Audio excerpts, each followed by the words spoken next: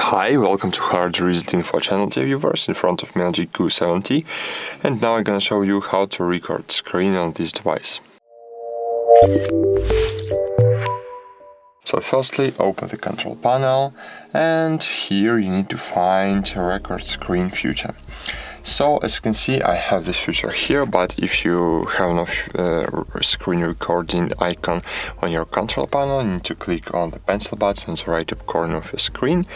Find it here on the top part of your screen, then choose it, click and hold on it, then drag it to the lower part of your screen. Click OK, and then your screen recording feature will be here. And now just click on this button, click Start, allow, 3, 2, 1.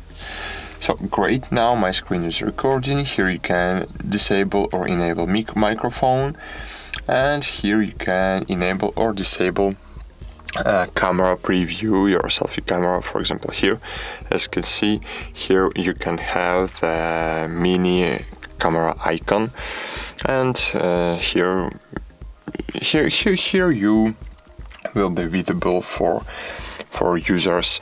You will show this video.